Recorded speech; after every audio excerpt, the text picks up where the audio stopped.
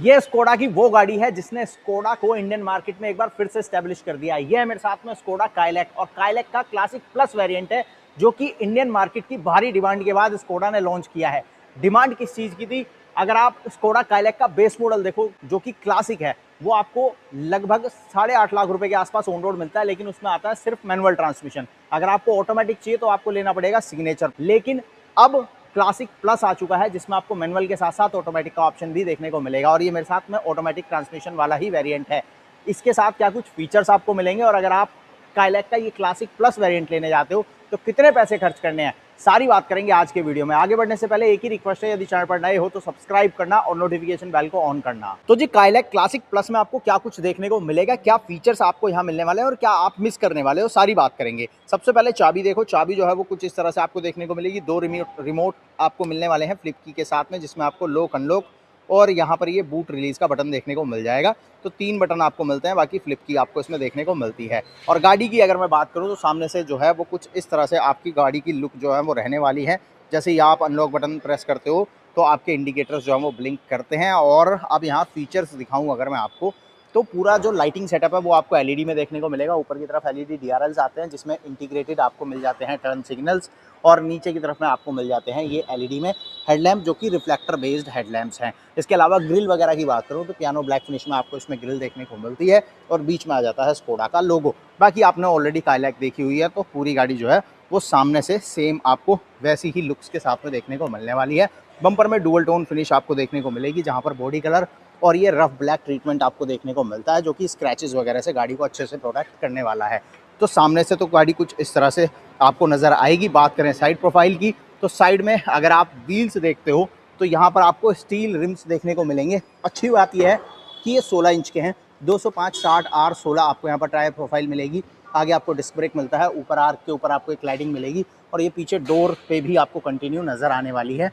और ये अच्छी है, रफ ब्लैक है, तो स्क्रैचेस वगैरह जो हैं वो ज़्यादा आपको बॉडी पर नज़र नहीं आएंगे। इसके अलावा साइड प्रोफाइल अगर आप देखोगे तो ओवरऑल कुछ ऐसी नज़र आती है। गाड़ी की लेंथ की बात करूँ तो 3995 mm लेंथ के साथ में काइलैक आपको मिलती है। ग्राउंड क्लियरेंस आपको 189 mm की यहाँ पर देखने को मिलती है, और बढ़िया आपको 2566 mm का व्हील बेस मिलता है, जिसकी वजह से गाड़ी काफ़ी ज़्यादा स्पेशियस हो जाती है। अब ये वेरिएंट वैसे तो बेस के ऊपर आता है, पर चीज़ें अगर आप देखोगे जैसे कि एलईडी इंडिकेटर्स आपको ओआरवीएम पे मिलते हैं, बॉडी कलर ओआरवीएम्स हैं, बॉडी कलर में आपको डोर हैंडल्स मिलते हैं, ऊपर आपको रूफ रेल्स भी देखने को मिल जाती हैं। तो ओवरऑल जो ज़रूरत की चीज़ें हैं वो सारी आपको स्कोडा यहाँ पर ऑफर कर रहा है।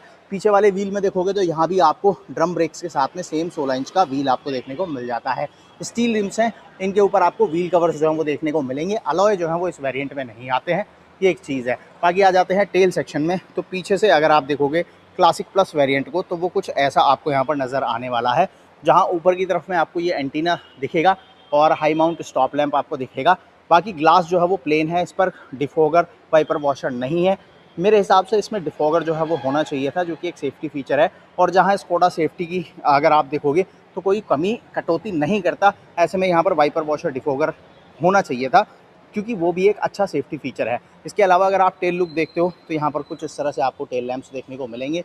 एलईडी और हेलोजन का कॉम्बिनेशन है ये, और बीच में आपको स्कोडा की ब्रांडिंग देखने को मिलती है, नीचे काइलैक की ब्रांडिंग है, और बम्पर अगर आप देखोगे तो पूरा रफ ब्लैक में रखा गया है।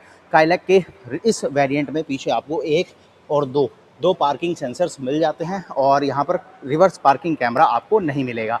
पीछे से गाड़ी जो है वो कुछ ऐसी नज़र आती है। बूट की बात करें, बूट स्पेस वगैरह कितना है, तो यहाँ से आप इस तरह से इसको खोल सकते हो, और यहाँ बूट साइज़ जो है तो आपको काफ़ी अच्छा देखने को मिलता है।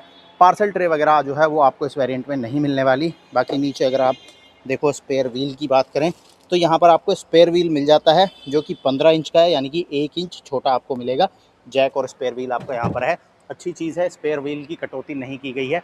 इसके अलावा यहाँ एक छोटा सा एलिमेंट ये है, और इन छोटी छोटी चीज़ों की वजह से ही स्कोडा को क्लेवर कहा जाता है, क्योंकि ये उन लोगों के लिए बहुत अच्छी चीज़ है जो शॉर्ट हाइट वाले हैं, तो वो इनको आराम से पकड़ के यहाँ से इसको नीचे खींच सकते हैं, और आराम से जो है वो बूट को बंद कर सकते हैं। सेफ्टी फीचर्स की बात करूं तो नो डाउट स्कोडा काइलैक अपने सेगमेंट में ज़बरदस्त सेफ्टी ऑफर करती है। ये गाड़ी 5 स्टार सेफ्टी रेटिंग के साथ में आती है, तो सेफ्टी में आप यहाँ बिल्कुल भी कॉम्प्रोमाइज़ नहीं करने वाले हो। इसके अलावा यहाँ पर बढ़िया सेफ्टी फीचर भी आपको मिल जाते हैं, जैसे कि 6 airbags, ABS EBD, traction control system, और रिवर्स पार्किंग सेंसर्स, इस तरह के सेफ्टी फीचर्स आपको इस वेरिएंट के साथ में भी देखने को मिलते हैं। तो सेफ्टी वाइज तो ये गाड़ी जो है वो आपको कहीं भी निराश नहीं करती। अब चलते हैं सबसे पहले सेकंड रो में, यहाँ देखते हैं क्या कुछ आपको देखने को मिलने वाला है और क्या स्पेस वगैरह है। तो व्हील बेस में ऑलरेडी बता ही चुका हूँ, आगे की सीट जो मेरी हाइट के हिसाब से एडजस्ट है। उसके बाद में भी देखोगे काफ़ी बढ़िया यहाँ पर लेग रूम है और अंडर थाई सपोर्ट भी आपको काफ़ी अच्छा देखने को मिल जाता है और हेड रूम भी मेरे पास में अच्छा है। बाकी पीछे वाली सीट पे यहाँ आपको 3 एडजस्टेबल हेडर्स देखने को मिल जाएंगे इस वेरिएंट में। हालांकि रियर एसी वेंट्स नहीं है और ना ही यहाँ पर आपको कोई आर्मरेस्ट वगैरह मिलेगा। और सीट्स की अगर मैं बात करूँ तो ये फैब्रिक सीट्स आपको देखने को मिलती हैं। इसके अलावा कैबिन में अंदर देखोगे तो आपको 2 एलईडी लाइट्स मिल जाती हैं, ग्रैब हैंडल मिल जाता है कोट हुक के साथ में और चारों पावर विंडोज़ आपको इस वेरिएंट में मिलती हैं। तो पीछे वाली विंडोज़ भी पावर विंडो के साथ में है, बोतल होल्डर वगैरह है। बाकी ये पूरा जो है वो आपको ब्लैक देखने को मिलेगा। अब देख लेते हैं ड्राइवर साइड आपको क्या कुछ मिलता है। तो सबसे पहले यहाँ अगर आप देखोगे तो चारों पावर विंडोज़ आपको देखने को मिलते हैं, इलेक्ट्रिकली एडजस्टेबल आपको ओआरवीएम्स मिलेंगे, हालांकि फोल्ड आपको मैनुअल ही करना है। बाकी यहाँ पर बोतल होल्डर वगैरह आपको देखने को मिल जाता है और ये स्पीकर कंपार्टमेंट के अंदर आपको स्पीकर्स भी मिलते हैं। इसके अलावा सीट्स की बात करूँ तो यहाँ पर आपको एडजस्टेबल हेडर्स के साथ में दोनों सीट्स देखने को मिलेंगी और ड्राइवर सीट जो है वो आपको हाइट एडजस्टमेंट भी ऑफर करती है। पूरा एडजस्टमेंट जो है वो आपको मैनुअल मिलने वाला है। यहाँ साइड पे देखोगे तो आपको यहाँ पर हेडलाइट ऑन ऑफ का स्विच जो है वो देखने को मिलता है। इस साइड से आप लेवल एडजस्ट कर सकते हो और की मैंने ऑलरेडी दिखाई थी, तो यहाँ पर आपको इंसर्ट करनी है। पुश स्टार्ट स्टॉप आपको इस वेरिएंट में नहीं मिलता। और ओवरऑल इंटीरियर की बात करें तो इस वेरिएंट में इंटीरियर जो है वो आपको कुछ इस तरह से नज़र आने वाला है और सबसे बड़ी हाईलाइट है ये, जी हाँ, इस वेरिएंट में आपको सनरूफ दिया गया है और एंटी पिंच के साथ में सनरूफ आता है। तो इस तरह से अगर मैं इसको खोलूँ यहाँ से इलेक्ट्रिकली आप इसको ओपन कर सकते हो और अगर आप इसको क्लोज़ करते हो यहाँ पे और ये हो रहा है क्लोज़ और यहाँ मेरा हाथ अगर आ जाता है तो ये एंटी पिंच के साथ में आता है। सेफ्टी जो है वो आपको यहाँ पर मिलती है, वापस से खुल जाएगा। इसको कर देते हैं वापस से बंद। और बाकी चीज़ों की बात करें क्या कुछ मिलता है तो डैशबोर्ड लेआउट जो है वो कुछ इस तरह से आपको देखने को मिलेगा। स्टीयरिंग जो है वो आपको काफ़ी प्रीमियम देखने को मिलता है, स्कोडा की ब्रांडिंग है। इस साइड पर अगर आप देखोगे तो टेलीफोनिक कंट्रोल्स भी आपको दिए गए हैं और इस साइड पर आपको ये क्रूज़ कंट्रोल वगैरह जो है वो देखने को मिल जाता है। और यहाँ से स्टीयरिंग एडजस्टमेंट की बात करूँ तो टिल्ट और टेलीस्कोपिक दोनों ही तरह से आप स्टीयरिंग को एडजस्ट कर सकते हो, जो कि एक लोअर वेरिएंट के हिसाब से बहुत अच्छी चीज़ हो जाती है। बाकी यहाँ क्लस्टर की अगर मैं बात करूँ तो इसमें सेमी डिजिटल आपको देखने को मिलेगा। एनालॉग में आपको स्पीडोमीटर और एनालॉग में टैकोमीटर देखने को मिलते हैं। बाकी बीच में अगर आप देखोगे तो एमआईडी स्क्रीन है, जहाँ पर गाड़ी से रिलेटेड आपको मल्टीपल इन्फॉर्मेशन जो है वो देखने को मिल जाएंगी। इसके अलावा कंप्लीट आपको ब्लैकआउट जो है वो ये पूरा सेटअप देखने को मिलेगा। यहाँ पर थोड़ा बेज कलर दिया गया है और यहाँ पर स्कोडा की ब्रांडिंग है। बाकी यहाँ पर कोई भी आपको इंफोटेनमेंट सिस्टम देखने को नहीं मिलता, जो कि आपको अलग से लगवाना पड़ेगा। लेकिन अच्छी चीज़ है कि 4 स्पीकर्स और 2 ट्विटर का सेटअप आपको इस वेरिएंट में दिया गया है। तो मतलब अगर आप इंस्टॉल कराने जाओगे तो आपको स्क्रीन इंस्टॉल करानी है, कपलर टू कपलर फिटिंग होगी। बाकी आपको स्पीकर्स वायरिंग वगैरह कुछ भी छेड़ने की ज़रूरत नहीं है। बाकी चीज़ें जो है वो स्कोडा आपको यहाँ पर दे रहा है। एसी वेंट्स पे आपको ये पियानो ब्लैक फिनिश मिलेगी। एसी जो है वो आपको इस वेरिएंट में यहाँ पर मैनुअल दिया गया है। बाकी ऊपर आपको कुछ कंट्रोल्स मिलते हैं जहाँ से आप लॉक अनलॉक कर सकते हो गाड़ी को और ये हैजार्ड बटन हो जाता है। यहाँ से ट्रैक्शन कंट्रोल ऑन ऑफ और auto start stop on off करना है तो वो कंट्रोल्स मिलते हैं।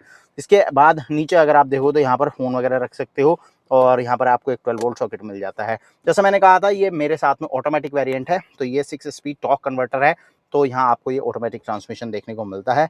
बाकी चीज़ों की बात करें तो यहाँ पे आपको थोड़ा स्पेस मिलता है, 2 कप होल्डर के साथ में आपको यहाँ पर स्पेस मिलेगा। मैनुअल आपका हैंड ब्रेक हो जाता है और पीछे यहाँ आप जो है वो बोतल या कॉइन्स वगैरह जो है वो डाल सकते हो, यहाँ भी आपको स्पेस मिलता है। इसके अलावा IRVM वगैरह की बात करूँ तो ऑटो डिमिंग IRVM आपको मिलेगा कैबिन के अंदर। यहाँ भी आपको LED में लाइट्स देखने को मिलती हैं और सनसेट जो है वो आपको बेसिक देखने को मिल जाते हैं। ग्लब बॉक्स के अंदर जो है वो आपको बढ़िया ठीक ठाक स्पेस जो है वो देखने को मिल जाती है।